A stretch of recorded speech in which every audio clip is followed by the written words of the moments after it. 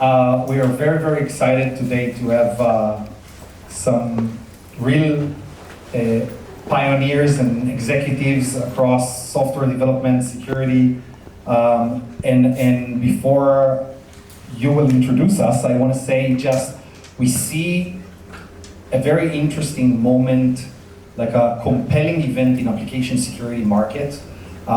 We are in this market for 20 years, and we waited for this moment where we are saying to CISOs that there are so many vulnerabilities in the code, and the velocity is growing and growing, and you need to fix it.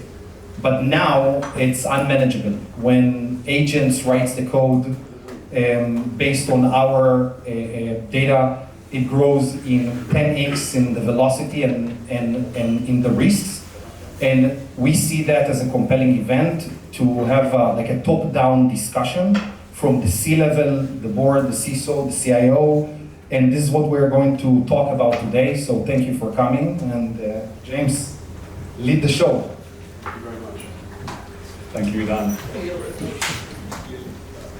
For those of you who don't know me, my name is James Spiro, and it's a pleasure to be here today to hear insights about what Idan outlined. As he mentioned, we're at a moment where AI is changing software faster than most organizations can govern it. AI coding agents are accelerating development by multiples, but the risk curve isn't linear. So as code velocity increases, so does exposure. And so it's a pleasure to lead the discussion with Idan Plotnik, co-founder and CEO of Apiiro, Yevgeny Dibrov, CEO and co-founder of Armis, Liora Shechter, CEO of Mataf, First International Bank. Mataf is the IT daughter company of FIBI, the first international bank of Israel and the 5th largest bank in the country. And finally, Thomas Dohmke, the former CEO of GitHub. So folks, thank you very much. I want to start by addressing one of the things that Idan just highlighted and that we just reiterated, which is that if AI increases development velocity by 4 times, but risk by 10 times, what is the first thing to break in today's bank risk frameworks? Let's open to whoever is brave enough to start.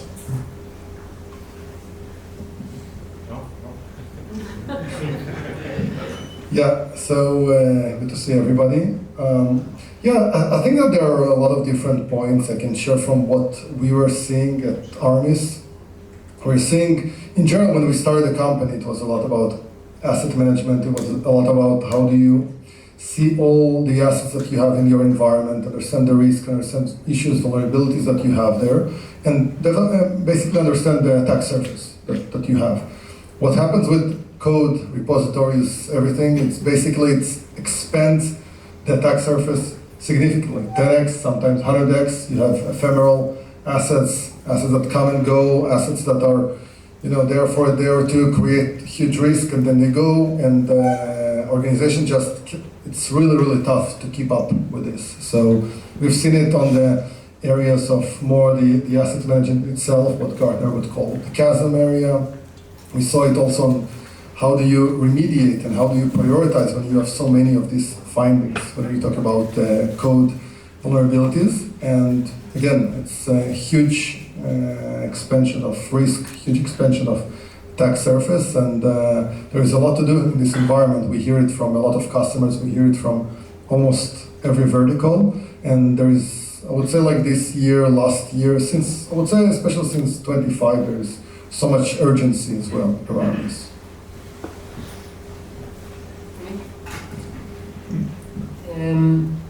First of all, my role as the CEO is to develop new services for our customers, innovative services, and if you go and develop more and more services, you must be innovative. You must adopt new technology, and AI is one of the most important technologies that we want to adopt. If we don't adopt AI, we'll be left behind. And the only way to have an advantage over the other banks in Israel, for instance, is to really adopt AI. It's risky as well, for sure.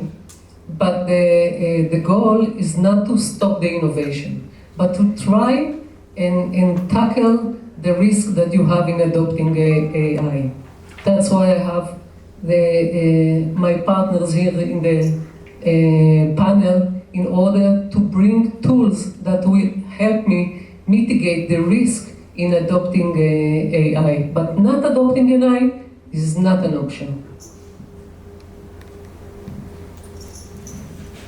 I would say that from our experience from now, let's take one example of a Fortune 10 company, where we are analyzing around 400,000 code repos for one large enterprise, and they have 10,000 software developers, and you cannot even know, like Yevgeny said, the expansion of the attack surface. So everyone as CISOs today understand that the amount of cameras or laptops, it's part of the attack surface or containers, but they don't understand when an agent writes the code and suddenly you have 100x more APIs in the code, the CISO doesn't see it as an attack surface. So just the number of code repos, it doesn't actually emphasize the growth of the attack surface. But what you have inside the code repos, like the APIs, like the open source dependencies, like data model, how your software is architecture, is the real problem that we see from our customers and the growth. And I will just connect it to what Liora said. When you adopt AI and you need to be innovative against the other banks, so you need to release more features. And these features are behind the scenes more code, but not every code element is actually an attack surface that an attacker can exploit. And we see that only when you understand how the software is architectured, then you can actually discover the attack surface and assess the risk in an accurate way.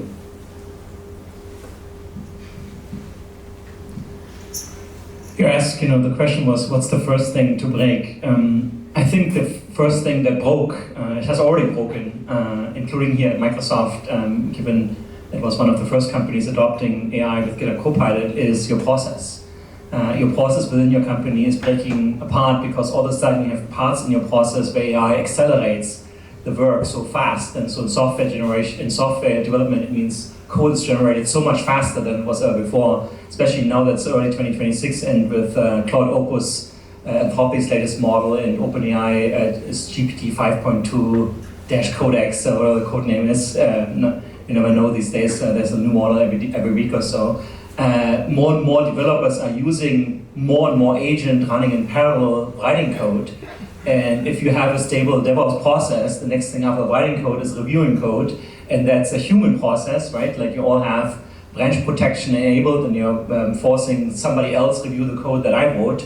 If I use 10 agents that wrote 10 times as much code that I could have written in that point of time, Idan, who's the code reviewer, is going to say, well, Thomas, I have better things to do to review all your AI slop, and I don't have all the context, so you go back, and all of a sudden the human factor is slowing me down, even though AI has accelerated all the things I do. Right? So the process and how our companies are operating, that is what really is breaking. And we see this all the way to the boardroom, right, where board members can now use ChatGPT or Copilot or other AI systems to get answers to all the questions that maybe the CEO doesn't want to answer in the boardroom. You see in the leadership team and the senior leadership teams where leaders are adopting AI faster than the IT teams. I have one example of a CIO of a big American bank that figured out that he can just download Cognition Devin, one of the earliest agents that came out about a year ago, and started coding every night, assigning tasks to Devin, while the IT team and the security team in the bank said, no, we are building software on Citrix, right, in secure VMs and what have you. And at some point, he was just like, fuck this. This is the future, and you are going to adopt the process, and I'm not waiting for these AI systems to fulfill all the enterprise requirements, right? The world is moving so fast. It's very, most of you, I think, are old enough to remember the time before the internet, and then came the internet, and all of a sudden, everything changed in corporate culture. Because before that you were sending around faxes, and I was in the early 2000s at Mercedes. We would still carry desktop computers in the back of the cars from Germany to Sweden for test drives. There was no laptop, there was no Wi-Fi, none of that stuff, because it wasn't allowed by corporate security. You all remember the time before you had a BlackBerry or an iPhone, and you only had corporate email when you were on a corporate network, and vacation was actually vacation. And 3 weeks later you came back and you deleted all the emails and waited for somebody to catch up on that email and say, Thomas, you didn't respond on that email. And it's like, yeah, I had thousands of emails and I just waited for you to remind me, right? And now we are always online. And so we are in that phase before AI is over, and we are now in the post-AI era, and we have to rethink everything that we do in the company. I just want to connect that the process is broken to your role and responsibility. It just triggers something in my mind. Today in the bank, my money is there, so I hope that the answer is yes. You have a risk assessment process, so if the velocity goes now 10x, you actually, blocking the releases to be able to meet the compliance requirements? I did, sorry, off script. Yeah. It just really. You won't have any time for all your questions, that's for sure. Okay. Yeah. Okay. So as soon as I can.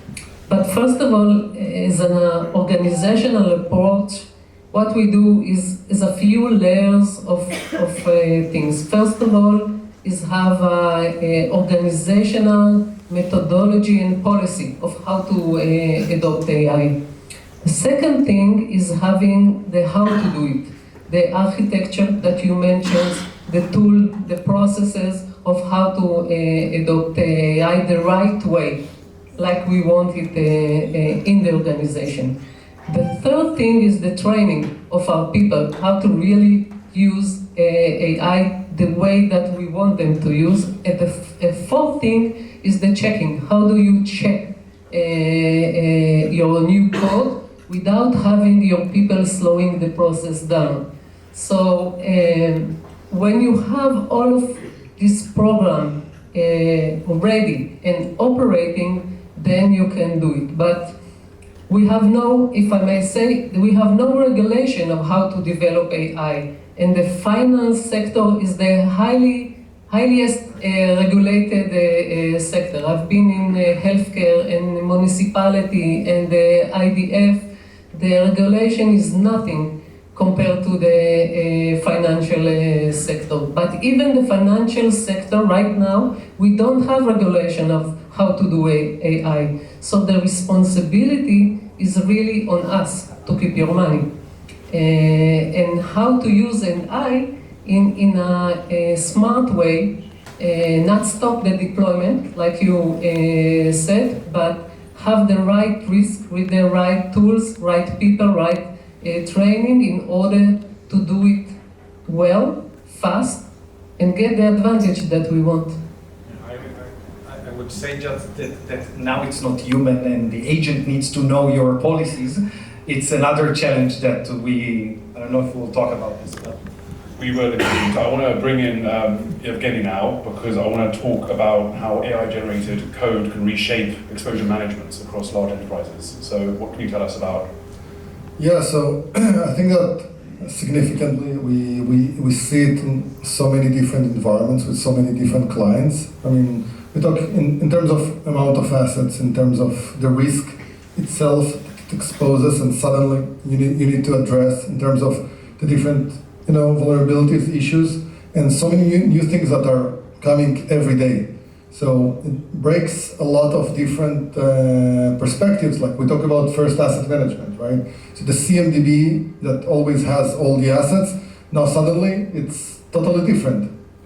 It started with code repositories and everything, SaaS and other stuff, but now, okay, AI agent.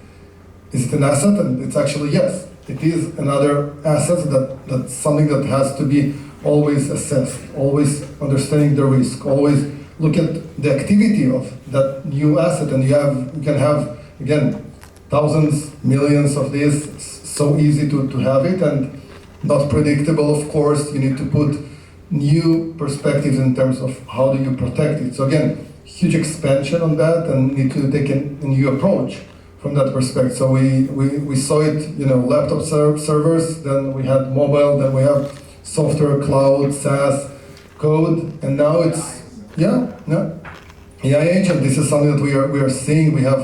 We're seeing in organizations already somebody that is the head of AI security, and the head of AI security that is really struggling to build real roadmap around that. Because first let's understand what is our exposure in terms of shadow AI, right? What are people using? Let's understand the risk.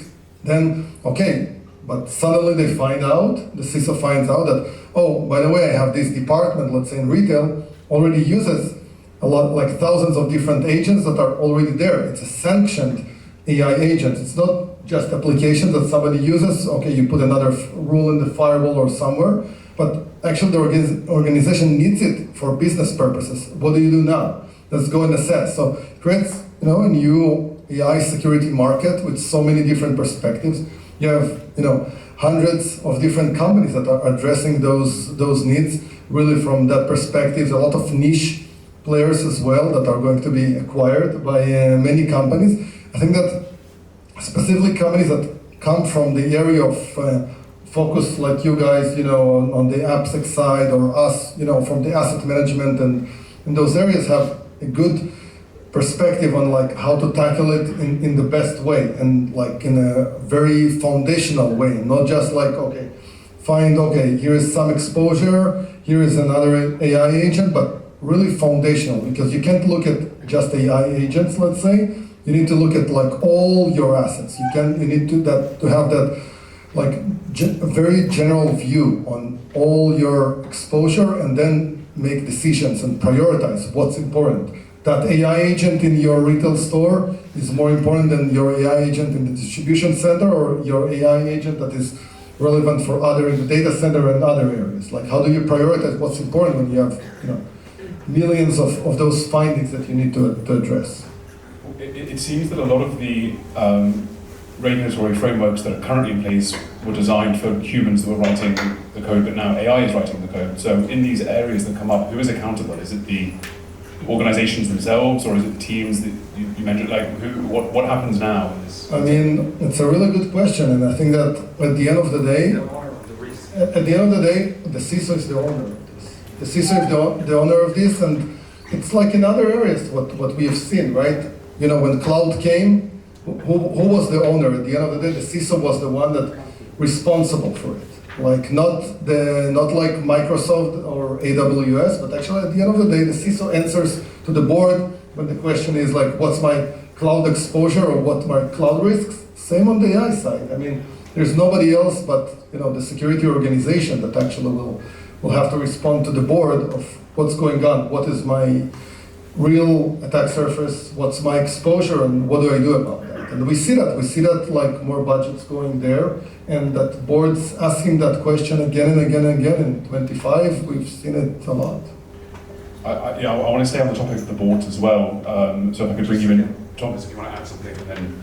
Yeah, I wanted to add something because, we are already living in a world where 90% of the code that you're using in your projects is actually not owned by your developers. It's owned by the world's open source community. And every time you're putting in a new open source library into your project, you're effectively giving somebody you don't know, who's not in your org chart, you never went through the security training, who doesn't follow any policies that you have made up. You're giving them commit access, right? Because what happens is on a Sunday night that maintainer decides to add a new feature, and Monday morning one of your developers does npm update, and all of a sudden you have that code within your corporate network, right? And that's why CISOs and IT and whatnot invented zero trust and so on. A lot of people are laughing because they will stay at night to handle these situations. So, but the reason that we are taking that risk and accepted that risk for the last 20 years is that you wouldn't be competitive if you wouldn't do that, right? Because everybody else, and especially Silicon Valley startups, went way earlier into we're building everything on top of the shoulders of open source communities, React, or before it was jQuery and what have you. And everybody who was skeptical, my first job after university was at back then Daimler Chrysler, Mercedes-Benz, and open source was forbidden. And actually, you know what? the reason why it was forbidden were exactly the same as AI. Compliance, security, maintenance. What happens if the maintainer decides to, go to Hawaii and shut off his cell phone and doesn't want to do two-factor authentication anymore or whatnot, right? And it's not like that those concerns have gone away. Raise your hand if you were not affected by Log4j, right? It's just that we accepted the risk because we cannot live without the innovation. And the same is true with AI. We will accept all the risks and we will figure out, through CISOs, through products, through processes, how to deal with that risk. I want to say something about responsibility. In my opinion, I'm responsible. I think the management of the bank is responsible. The board is responsible. The CISO is also responsible. And the management of risk is also responsible. No one can say it's the other one's responsibility. Everyone is the responsible. I do not believe in throwing the responsibility, but taking the responsibility. So the responsibility is mine. I'm not alone in it. It should be shared responsibility, but it should be the responsibility of everyone who take the decisions in the organization. This is the reason why the budget is growing so fast on AI, because All the C-levels are responsible, so there is a share of wallet that is going. It's a good thing. Yeah. But still, for security, there is somebody that owns security at the end But of the day. security is not the only issue. You have to have the organization act differently. I mean more from the risk perspective, right? Like who can assess the risk the best and say like, okay, the bank's exposure in the AI space or like what we are doing is this. I mean, because you can't stop this, right? Like the development, everybody, it's moving, it's there, it will happen. Same like with cloud, with IoT, and it will be there. But I mean, some like who is responding to the board is like, and will get, of course, should get resources. I want to stay on the topic of people who are on the board and how that may affect things, because typically they won't have the deep knowledge of some of the challenges that we're discussing today. So I want to understand, what are some of the indicators that the board should know about when it comes to these things, whether it's velocity, volume, or business impact? What are some of the things that they need to know, and should they be involved in setting policies or standards? I want to address a little bit the last question. The CISO has the expertise about security.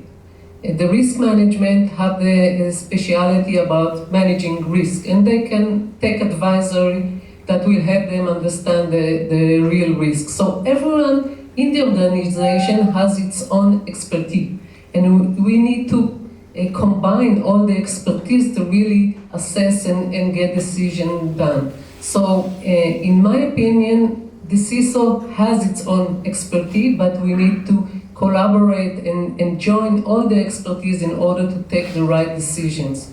And to your question, the business impact, in my view, is the most important thing. Velocity is nice, speed, adoption is nice, but what we really want is to get the most important thing done first in order to achieve advantage in the market. So that's my answer. I think it depends on what is the size of the company and what kind of board has that company. If you look into Silicon Valley startup boards I sit on too, the board is asking the founder, where are you not using AI and why not? Right? Because the pressure from the board is, you're behind if you're not adopting AI across all of your business, including HR, legal, finance, and so on. On big company boards, for example, on a big German public company, the question is much more about privacy, employee data, risk exposure by sending data, because most of the AI models these days run on US machine learning labs, their training clusters, their inference architecture, and so on. What data leaves our premises in that sense and gets processed or even potentially shared for next training ones. And I think that's kind of like the spectrum of board conversations. But even if you look into like a company like SAP, they, in my time at GitHub, the board got weekly reports on GitHub Copilot adoption and how much code is written with auto-completion back in the day by AI. And we're looking for those numbers to go up. We didn't plan it, but Only in the last week I got 2 requests from the CISOs that they need to report to the board exactly what you said. They adopted Claude Code, not GitHub Copilot, and they want to see the velocity of the development versus the risk management or the risk in their development lifecycle. And we see that as a compelling event. Again, budgets are shifted because it's top down. In the last 20 years, application security was the new shiny tool for the practitioner. Hey, you have this feature, so I want to use it. Now it's coming top down finally, and we see more budget shifted towards the application security because it's coming from the board. Okay, amazing. Thank you, Idan. I'm gonna stay on you because you have the microphone, and there's a question here that I wanted to ask you specifically, which was, should application security be viewed as a financial risk control rather than a technical function? So if we could... We had 5 hours today to talk about this topic. If application security is tied to a business growth like cloud. Cloud was actually, thank you for the insights today. Cloud was tied directly to the COGS and to how the business is growing, versus we were always only tied to R&D, and I wish it was like that. I would love to hear your thoughts, but right now it's not. It's not tied to anything that is related to the business growth, even though every code that the agent developed right now on your behalf is actually tied to a feature that makes the bank more competitive against the other banks, okay? So logically, more code tied to if you can win against other banks, but technically it's not.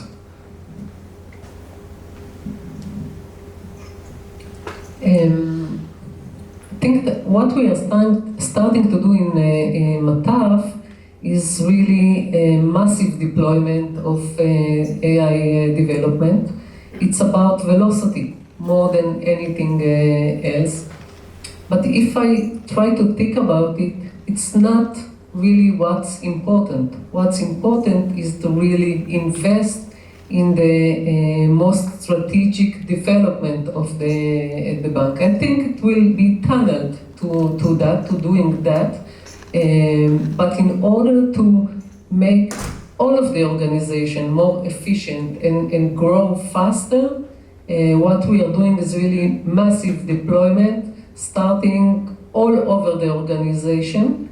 50 people after 50 people doing courses, doing a process of maintaining the ability to speak with experts about how to develop AI if they have specific problem and so on. But the idea is to cover all of the IT organization, code checking, of course, even writing the requirement as well, all over the organization. But you are tying it to the budget of the R&D or the budget of the cloud expansion, and where is it coming from your budget? This investment that you're talking about. Right now, paying a lot to, I hope, GitHub Copilot. not a lot. But right now, because AI is such an important trend, you get budgets especially for AI. It's not tied to anything else. The organization want to adopt AI, so you get a large sum of money just to make it an AI organization. That's the target. The benefit will come along the way. Okay, thank you. I wanted to stay on you just for one last question, Liora. Well, not one last question, but I wanted one other question, an additional question, which is how do you balance some of that pressure that you may be facing to balance digital speed with some of those responsibilities and accountability? I mean, you mentioned earlier that there weren't so many regulations that you were having to operate in, but how do you balance the need for speed, if you will? First of all, it's exciting. because it's an era that you have to invent yourself and invent how the organization is now going to work in the new age. You have to take the responsibility, you have to take the risks, because it's a journey and we are just beginning the journey and we'll make mistakes and we'll need the help along the way, but you have to have the courage to go along the way. So, as I said, there are no regulations about AI, so the responsibility is mine, is ours. But I think organization wants to adopt AI. Management wants to adopt AI. Members of the board want to adopt AI. So you're not alone in the journey. Every organization wants to be excellent and wants to adopt AI because it will help him. So it's a common risk that we take together.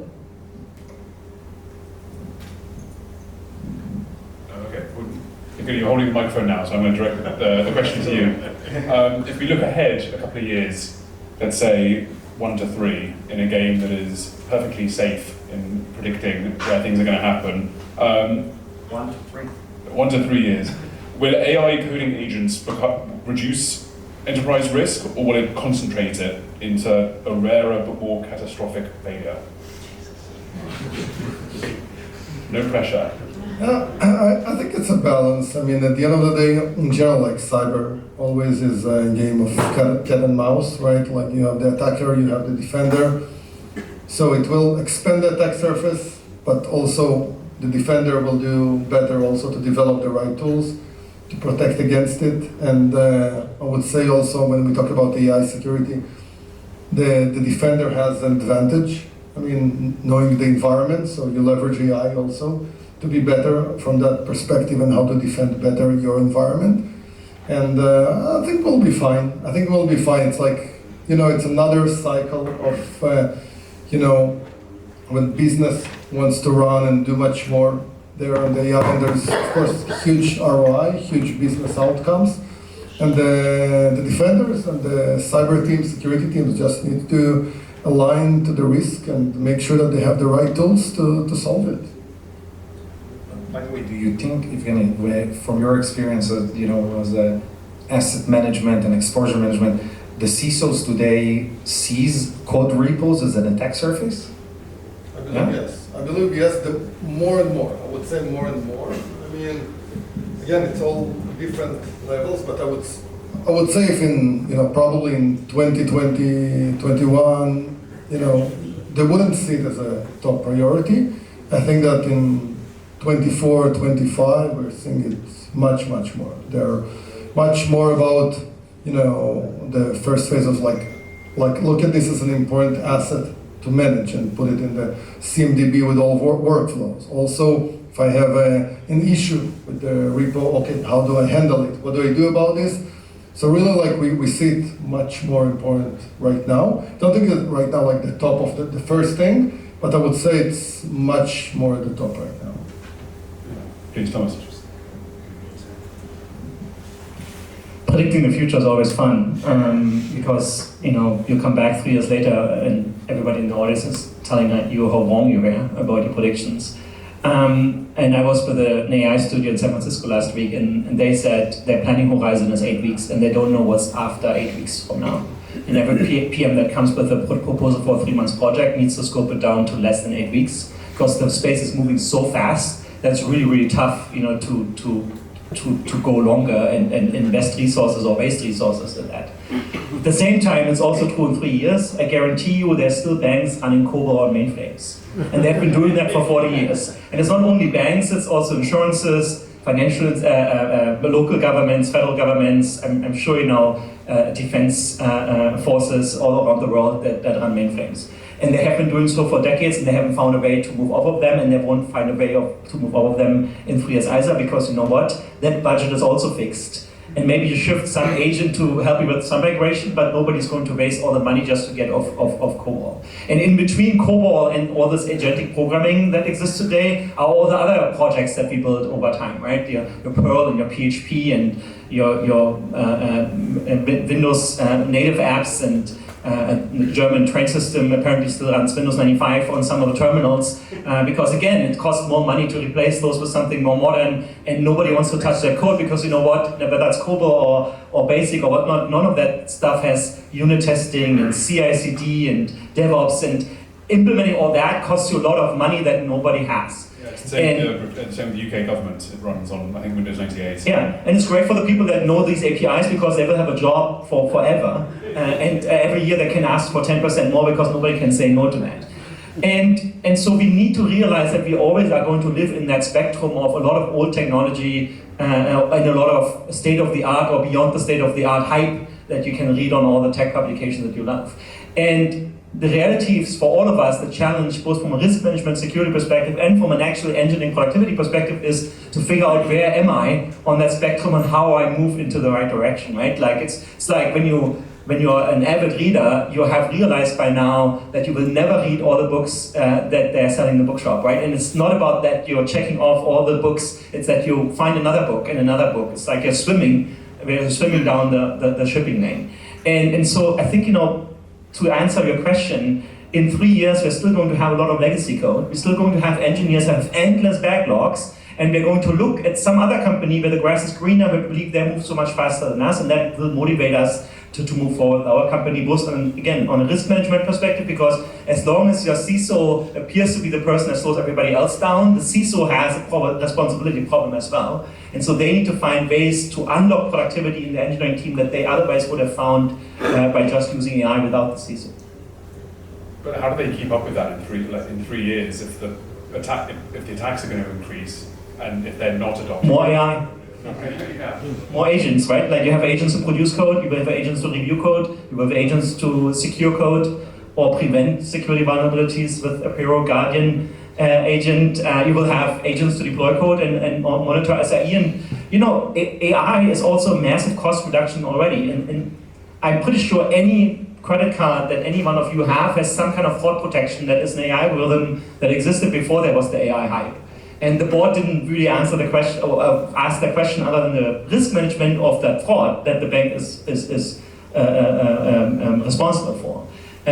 All your iPhones and Android phones, if you don't remember your license plate, just enter license plate in the Photos app, and it finds you the photos with the license plate, right? That's also AI, has existed forever, right? And so we gotta keep moving. We gotta keep moving and realizing that we have all these technologies. We will have more technologies that help us to make our processes more efficient, and especially in support. When was the last time you actually spoke to a human support agent? Or maybe it was one that behaved like one, but was in reality just AI pretending to be, James from London. No, I'd always try and beat those things. I'm like, human, we'll see. Liora, do you have any predictions for the next couple of years ahead? Maybe how some of the things are going to change? First of all, I checked AI works on COBOL as well, so it can help us. You are still using it in the bank. Yeah. I agree. In 3 years, we'll still have a mainframe and still have COBOL, still have CICS and so on. But I think if I'll have to do a prediction, I think that our code in some percentage will be developed by AI. 30%, maybe a little bit more, will be done. All tasks of the development will be done by agent. It will be a process. It will take us time to reach to higher level of deployment. But I think that every organization is starting right now. It will take time to learn how to do it right, how to do it efficient, and how we can be successful in that. Thank you. Idan, you're not escaping the question of the future. I will just say that 12 years ago, I was in Mataf as a security engineer providing consulting services before you were there, and the mainframe is still there until this day. So this is a prediction Very interesting one. So I would say that you will have specialized agents that, like humans, like we hired someone to run a project for us and secure code or secure design or run a threat model or run whatever. You will have an agent that will have this knowledge, and he, like machine against the machine, like the machine that writes the code, machine that actually understand. Unfortunately, to assess the risk, as Yevgeny said, it's not only the code, it's the environment that the code is running on and the business impact that Liora mentioned. So the agent that will prevent the risk that the other agent introduced will have a different type of knowledge than writing code.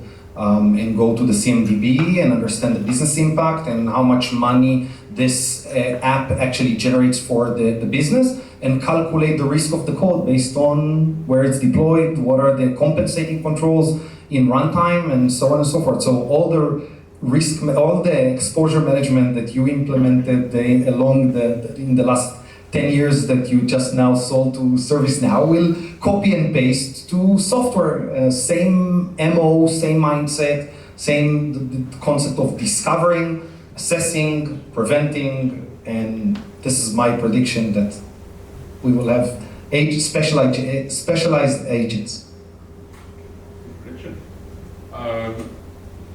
We have another question here, which is, can continuous risk assessment realistically replace traditional gate-based controls without slowing the innovation that's needed? And Thomas, you gave a chuckle there, so I don't know if you have a thought or not a thought. By the way, organizations still use manual risk assessment questionnaires today. I don't know how they will figure it out, but maybe another specialized agent will do that. Before this talk started, and that's why it's chuckle, I talked with Microsoft employee that works here, and I was a Microsoft employee before, and she asked me what's the biggest difference between the time at Microsoft and now. My answer was, well, I don't have to write 7 pages anymore. I can just make the decision I know is the right decision now, instead of waiting for 7 weeks to go through a review process with leadership, with security, risk assessment and whatnot, to get the decision I know was the right one. Right, and so absolutely, hopefully we get into every organization wants to actually, no organization wants to slow their own employees down to do the right thing. Everybody wants to move fast and wants to continuously improve processes, so absolutely. The other example that comes to my mind is, if you look at self-driving cars, they obviously do continuous risk assessment because that's how they're making decisions about both the people in the car and the traffic around you. And what I find really interesting about that scenario is that if you have kids, in the low teens or 9, 11, 12 years old or something like that, what's the likelihood that you put them into a taxi in Tel Aviv and send them to soccer training? And you might have, that decision might be depending on, do I know the taxi driver, or is it a girl or a boy, or what is my previous experience with taxis? And then you come to San Francisco, where there's self-driving cars, and that arguably are AI, and we know AI is not perfect. And I'd argue all of you would put your 9-year-old into Waymo to go to soccer training, because you're already trusting the AI more than you're trusting the human driver, right? And even though that it's not perfect, your human brain works the other way around. You're trusting the human less because you've heard, and sometimes news is more responsible for that than actually reality, but just because somebody had a bad experience in a taxi and that was reported in the news, you're like, nobody takes taxis anymore. So I think that will happen in every other business process as well. That we're going to reach a threshold where we're like, AI is actually better at doing these things than the human people that make mistakes in judgment or unintentional or sometimes also intentional. It's not like big companies don't have nation-state actors and other kinds of bad actors. That's a question of probability, right? Like if I have 100,000 employees, what percentage do I need to have where somebody works for some nation-state actor or spy agency or what have you? And as such, we are going to be relying on these processes, and we're going to raise the trust to a level where they say, okay, AI is actually better at this risk management or filling out the questionnaire or whatever, or driving my kids to soccer practice, or myself into vacation, hopefully at some point, than a human can.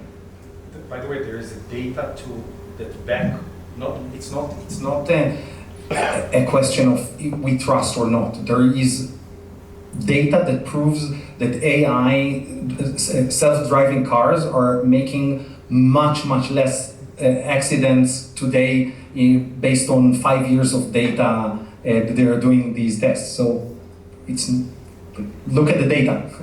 I saw a figure, it was like 92% of car accidents are caused by human error. So if you just remove the human, then I think it's the same thing in risk assessment. Like, I mean, it's the same, every time I travel around the world, my wife is like, hopefully everything she's nervous about the flight. And I'm like, the flight is great. The taxi drive after the flight or the Uber drive, that's the most dangerous part of the whole journey, especially when you arrive somewhere in the middle of the night. And nowadays it's much easier with Uber, but I remember the days when you had to figure out how to even find a taxi somewhere around the world, right? And so that's, I think you're right, it's data, but I think humans don't think that way. Humans, it's all about trust. And as soon as you trust somebody, it doesn't actually matter what the data says. And that's the same is going to be true for AI. how do you overcome that though? How do you change people's thinking with that? Well, cultural change is a slow process, and everybody who has gone through cultural change in organizations knows what a slow process it is, and it doesn't. You can say whatever you want on a panel or in an all-hands discussion or what have you. Your employees will look at you and saying, "But Thomas talks all about AI, and he never uses AI himself."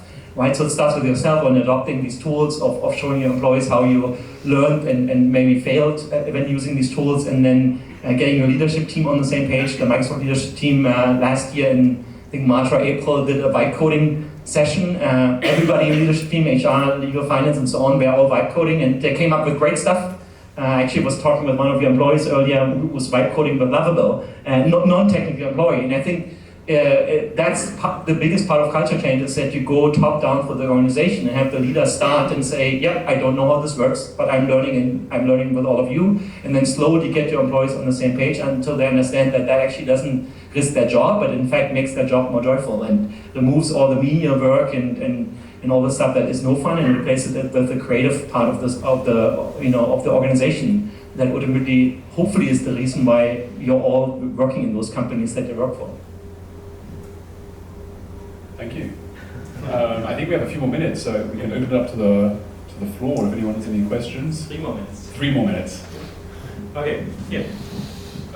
Yes. Thank you. So, as we had established that AI is inevitable and no AI is not an option, so we have AI empowering both offense and defense. So, does it cause any change in the balance of power, or it just amplifying everyone evenly?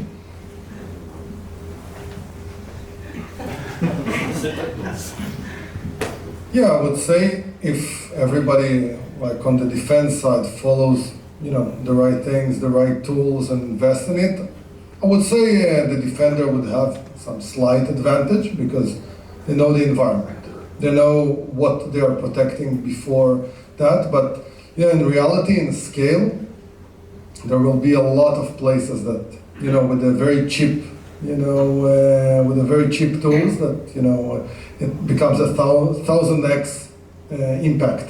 That when you use the most basic tools to attack an environment and leverage AI there, and we see it mostly right now. It's like scale attacks with like simple tools.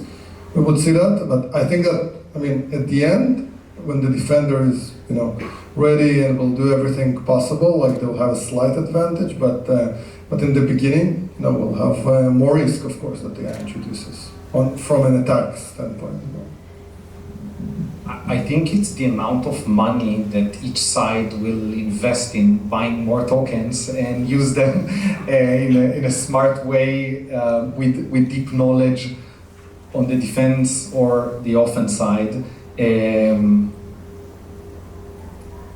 The future is bright. But for whom? I think the attacker right now has the advantage because there is a vulnerability that is published about one of the products that we are using, we are seeing a shortage in the time that the attacker is exploiting the vulnerability. And us, as the defender, Right now, we do not operate as fast as the attacker. So it will take us time in order to catch up and build the right tools in order to be a little bit earlier than the attacker. I think the better question is, who has the bigger advantage, the company not using AI or the company using AI? And you know by my answer, it's obviously, and so if you take the attacker without AI, they'll have a worse chance against the defender with AI, and the attacker with AI will have a better chance against the defender without AI. And the defenders that, not using AI or security practices, AppSec and all that, they're fucked. And they might not know that yet, and the big concern that I have, and I don't know here about Israel, but I certainly know about German local governments, your local health office. They all run software that was built by some contractor, and they're on long-running process to standardize on some platform that some federal government that is no longer in the government decided 10 years ago that that's the new platform. I'm very worried about that. That all these local, because they're all connected to the internet, and they're all running software that has lots of security vulnerabilities, and with AI, the attacker will have a huge advantage of just finding all these bugs, while the bot network cannot because they're just too dumb to do that. In fact, if you think about bot networks, today DDoS attacks are a huge problem, except we have found ways to protect against them. You know what? An AI agent bot network is going to be undefensible because you can make every bot look different than the previous bot, right? AI is, in fact, an agent is just a bot, right? It's just a cooler name than a bot. And so if you run 10,000 development agents, those actually look exactly the same like 10,000 bots, except every one of them has a different signature. And so the defense against that will be incredibly harder. Okay, no, I think we are, final say, because we are running a bit late. Idan has the first word, so you also get the last word. I just want to say that this just triggers something which we are not talking about prevention in this domain. We are talking about prevention in runtime security and things like that. I think this is the evolution of application security into the prevention side. Moti will have an interesting discussion on the evolution of application security into the prevention side, but when you prevent things from the get-go and you train the agents, then you will have less vulnerabilities and you will minimize the attack surface. Yes, it's still the math behind what you said, that the attackers will find it faster because there will never be a zero vulnerabilities in runtime. But prevention will take a very, very interesting role in the next, this is another prediction, in the next year or so. Wonderful. Well, that's a great note to end our discussion on and close it. Folks, thank you so much for your insights and your time today.